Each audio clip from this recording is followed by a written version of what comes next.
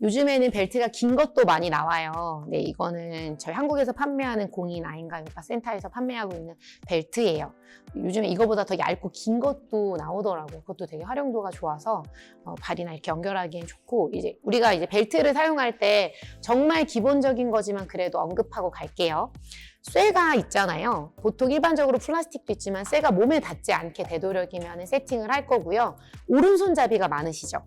그래서 이 한쪽 매듭이 오른쪽으로 가게 할 거예요. 그래야 수련을 할 때 중간에 조절하기가 좀 더 수월하고 방향의 체크가 좀 더 되실 거예요. 네, 이런 것들을 설명해 주지 않으셨지만 그렇게 안 할 때 혼납니다. 선생님들한테. 네, 이렇게 이 안으로 쏙 들어가실 거예요. 베개를 세팅해 주셨나요? 뒤로 한 줄로 매트 중앙에 놔주세요. 저를 보실 수 있게 베개를 저 뒤쪽으로 놓도록 할게요. 필요하시면 만약에 이렇게 많이 연세가 많으시거나 이슈가 있는 분들이라면 아까 제가 사진에서 보여드렸던 것처럼 블럭을 이 밑에 깔아 놓을 수도 있으세요. 그래서 제가 뭐 하나 보여드릴게요.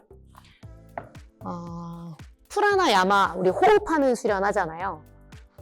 명상이라고도 하고 호흡이라도 하는 이 시간에 보통 이렇게 놓고도 진행을 해요. 이렇게 놓고 시작할 때 그냥 이것만으로도 호흡의 시간을 주거든요. 이렇게 블럭을 2개 이렇게 니은자로 놓고 놓으면 한번 누워보실래요? 이 상태 우리 벨트 잠깐 사용하지 않고 누우시게 되면 한번 누워보세요.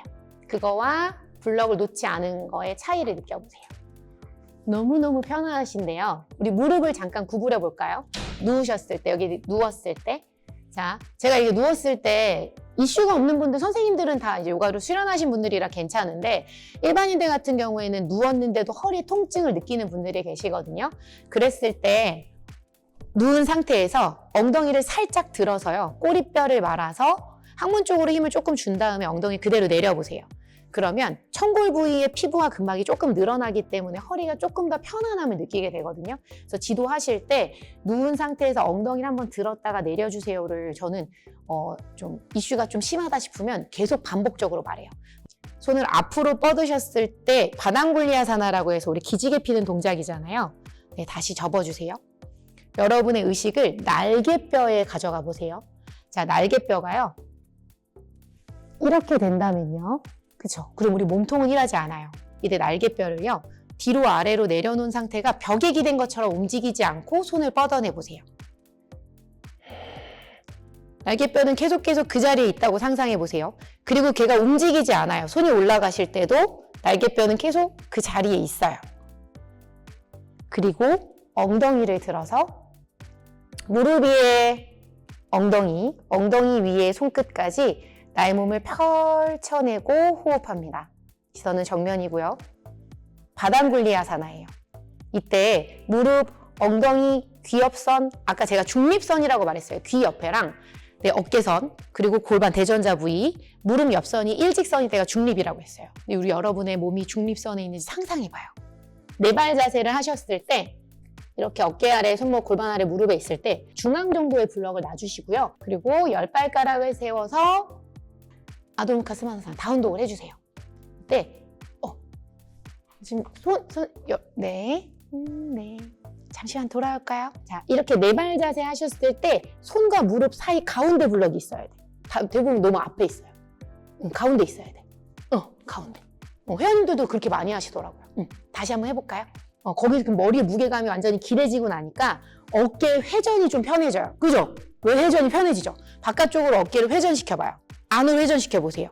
그죠? 바깥쪽으로 회전하면서 밀어내는 힘이 엉덩이로 가지는 게 훨씬 더 편안해져요. 그래서 이거가 이제 많이 사용되는 대표적인 아도무카 스마나사나의 그 도구 사용법이에요. 제가 많이 하는 것 중에 하나인데요. 베개를 여기 가운데다 놓으시고요.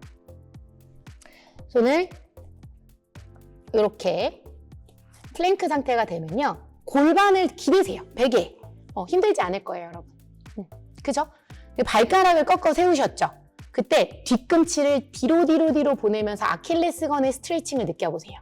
지금은 아킬레스건이 스트레칭이 되는 거가 무리되는 정도까지는 아닐 거예요. 그럼 뒤쪽이 늘어나면 앞쪽은 어떻게 해요? 수축하죠. 그 수축이 나의 복부까지 연결되고 머리까지, 얼굴까지 전달되는 거예요.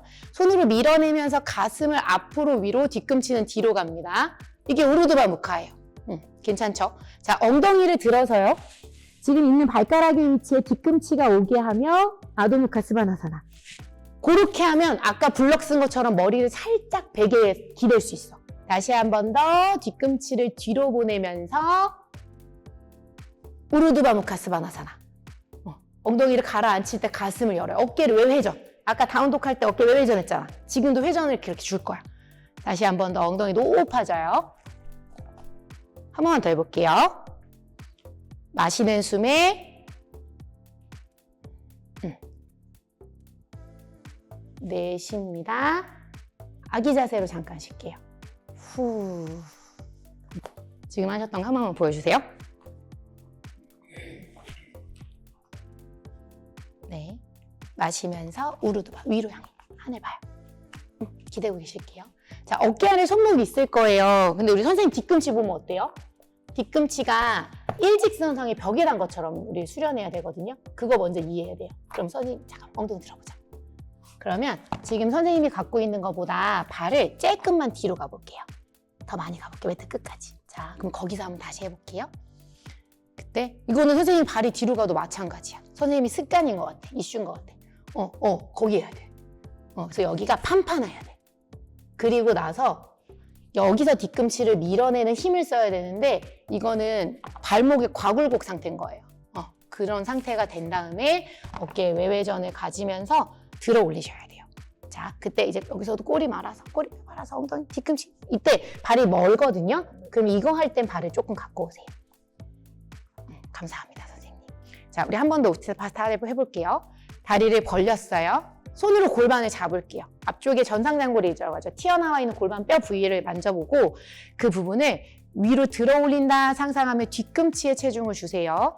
자, 이제 내 엉덩이나 고개, 몸통이 전혀 움직이지 않도록 의식을 하고 오른 발가락만 밖으로 열어보세요. 자, 구조적으로 우리의 오른쪽 엉덩이 근육에 수축이 생기고요. 골반이 안 따라갔었을 때 반대쪽 골반에도 끌어올림이 생깁니다. 거기에서 오른손을 옆으로 뻗어볼 거예요. 숨을 마시고요. 왼쪽 골반뼈가 움직이지 않게 하고 손끝을 멀리 뻗어서 상체를 숙이며 트리코나사나 내려갈게요. 세세요. 우리 이제 빈야사 할 때는 골반이 이렇게 좀 틀어지는 걸 어느 정도 인정해 주잖아요.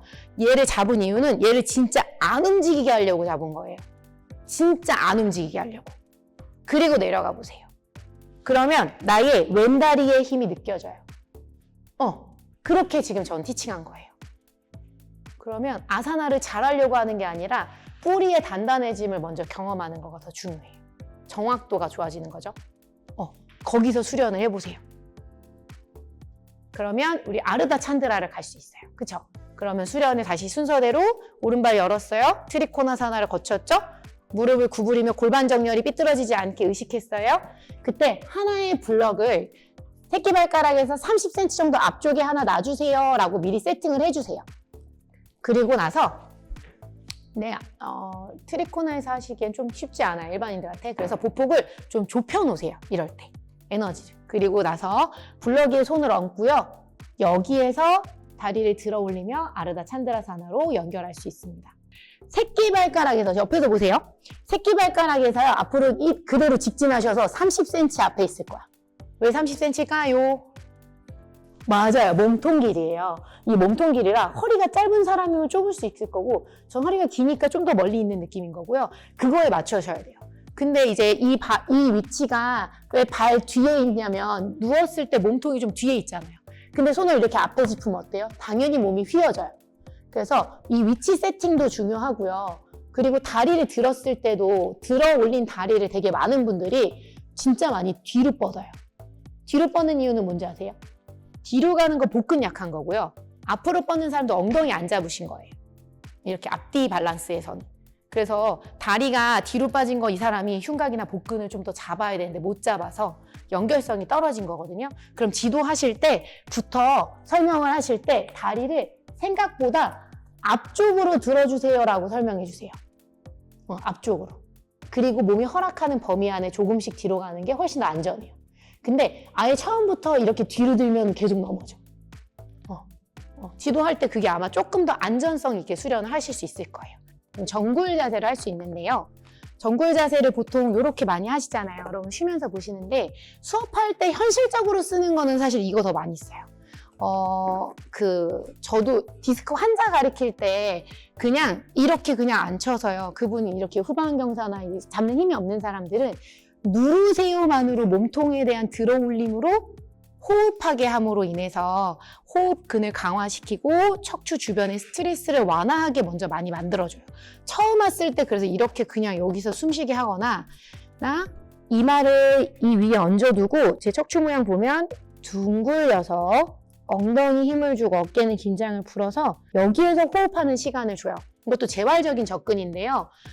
되게 연세가 많으시거나 아니면은 건강한데도 이렇게 줬을 때 우리 안에 있는 신경계에서의 흐름이 원활해지기 때문에요. 훨씬 더 편안한 어떤 울림을 줄 수 있고 멀리 봤을 때 디스크 협착이나 이런 부분에서 되게 많이 자유로워질 수 있어요. 그래서 이런 도구 사용은 재활적인 접근이에요. 그래서 짧은 시간 수련에서는 느낄 수가 없어서 반복하고 각자의 이슈를 찾아서 거기서 호흡을 하는데요. 이거는 한 번씩 고민하면서 수련해 보시고 의자를 쓰실 겁니다. 의자 없어도 되죠. 저는 필라테스 학원 센터도 이게 있어서 리포머 밑에 들어가서 이렇게 잡고 그냥 앉아서 숨 쉬라고 할 때도 있어요. 그러니까 어떤 도구든 괜찮으니까 그렇게 활용할 수 있고 이걸 그룹 수업에서 풀 때는 이런 식으로 발을 대거나 잡거나 당기거나 하는 방법들로 엉덩이를 뒤로 보내서 그럼 똑같은 정렬인데 다리가 추가됐죠. 다리가 당기잖아요. 거기에서 고개를 의자 위에 얹어두고 팔의 무게를 풀어내서 뭔가를 잡고 있는 방식도 괜찮고요. 이렇게 이완을 하는 방식, 인요가 방식이라면 여기서 손을 풀고 어떤 애씀을 갖지 않고 수련할 수 있을 거고요. 우리가 조금 더 깊은 이완을 원하는 근력적인 요소를 갖는다면 의자를 잡아서 캣앤카우 포즈를 진행할 수도 있어요. 이게 조금 더 수업에서 풀기에 좋은 어떤 방향이실 것 같고요. 발목 사이에 블럭을 넣고 우리 비라사나처럼 앉아볼까요? 두 개도 괜찮아요. 네, 이렇게 발로 잡아주세요. 이거는 잘하시는 분들한테도 저는 많이 추천하는 건요. 블럭을 이렇게 깨물어 보시겠어요?